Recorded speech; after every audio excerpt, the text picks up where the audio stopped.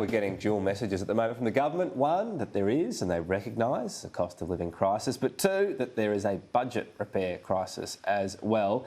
They don't exactly go hand in hand. Joining me now is Assistant Minister to the Prime Minister, Patrick Gorman. Thanks very much for your time. I'm really interested in the budget repair side of things because last election, neither side really was going to do anything about this. How urgent do you see budget repair as? Is it a next couple of years project? Is it the next 5 years project? When do we need to get back to balance at least? Well, look, I'm not going to set a date for when we need to get back to balance, but we do need to start that process. What we know is that with $1 trillion of debt, and indeed with interest rates, meaning that the cost of servicing government debt is increasing, we need to make sure that we are taking appropriate decisions today to not make that situation even worse for tomorrow.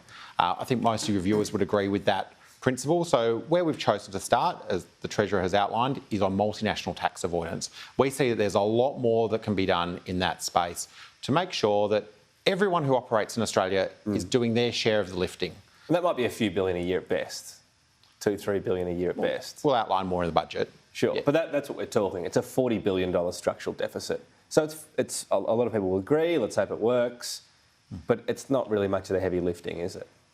Well, and this is where we find ourselves in that balance of wanting to make sure that we do what we can in terms of increasing revenue, such as with multinational tax avoidance, reducing some of the waste in the budget, and there's been a lot of work that's been done that we'll hear about in about a month's time from Jim Chalmers, Katie Gallagher and ministers about removing waste and rorts from the budget.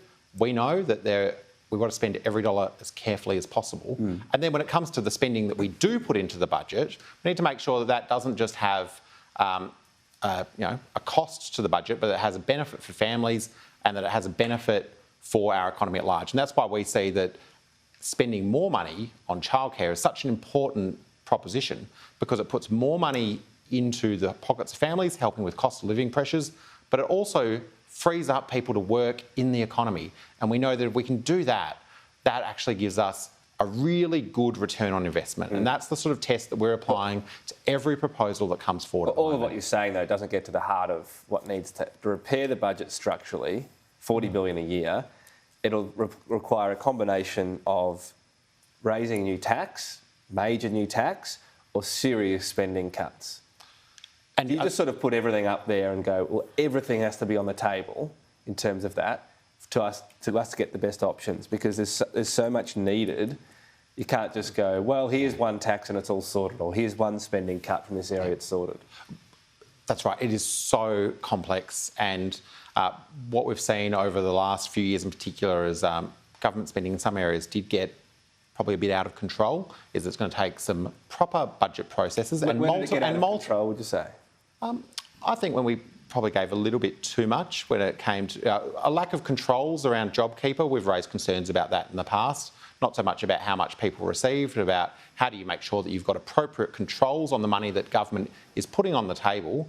That's quite a reasonable spending, though. I mean, what's baked in? Is there anything baked in that was getting out of control? You'll see more from the Treasurer and the Finance Minister at the budget. It's only, and I know it's hard for yourself and all of your colleagues, Tom, it's only a month away. Well, I could just feel you're about to really share there, but we'll keep trying. In terms of timeline, though, for budget repair, is it fair to say that at least at the next election, we'll have forward estimates, and that's where you're outlining a problem for the next plans, I should say, for the next 3 years. At that point, we'll have to see something like a budget balance at that point, because if it's not happening at forward estimates the next election, it feels like it's off in the never, never. Well, some of this repair will start in the budget on the 25th of October. Some of it will be over time. We got into this trouble over a number of years. It accelerated over recent years. We're now at $1 trillion of debt, and that debt is getting more expensive to service. But we also know that there are some long-term challenges that we face. That's why the Treasurer has outlined that we'll do a new intergenerational report next year, which will look at some of those longer-term indicators of So longer-term, we might need to wait sort of 10 years plus to see a budget back in the balance? Well, if I remember correctly, and I'm happy to be corrected by yourself or your viewers on this, I think in terms of the last range of long-term projections that was put forward by the Coalition when they were in government, that saw us not getting back to paying off the totality of the debt that they had amassed until around 2050, 2060.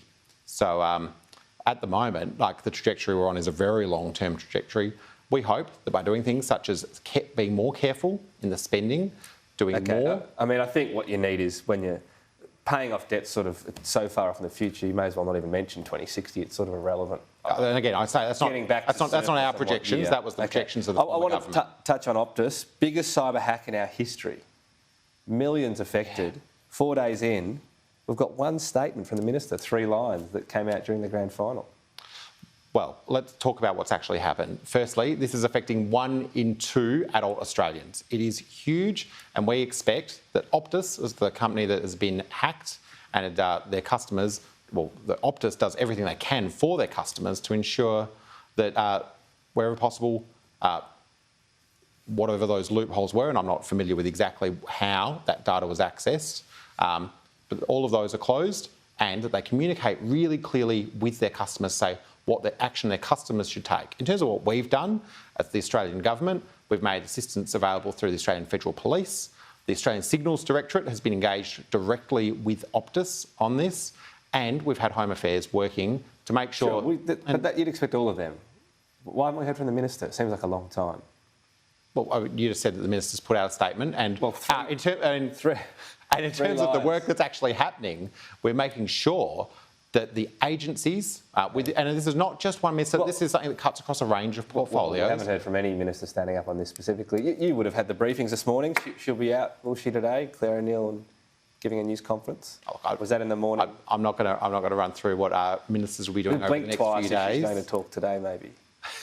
I'm not going to play a blinking game. That was one blink. I'm not going to play a blinking game, Tom. What I'm going to say is what we have done as a government is make sure that all the assistance necessary from federal agencies is there to help Optus communicate with their customers. And if I can say to your viewers, Tom, this is not the only cyber threat that's out there. It's not the only. There's also a whole range of other challenges that people face with phishing schemes and scams. Anyone who's concerned about their data should go to cyber.gov.au to get good, authoritative advice on what we as individuals can do to protect our data. But our expectation on Optus is that they communicate very clearly with their customers, act as quickly, as comprehensively as possible. Have they done that so far? You'll have to get Optus on to talk about what they're doing. We have had them on. I'm just asking if you feel as though they've done it quickly and acted and contacted their client base quickly and told everyone what's happening. That's for Optus customers, I guess. No, but I'm asking if you think they have. I want to see not just what they've done so far, but over the coming days, Optus to go comprehensively doing everything they possibly can. This is 11 million people who are appropriately nervous about what's happening. I understand Optus has a board meeting today. I'd be expecting more action coming out of that. Patrick Gorman, thanks for your time. Thank you.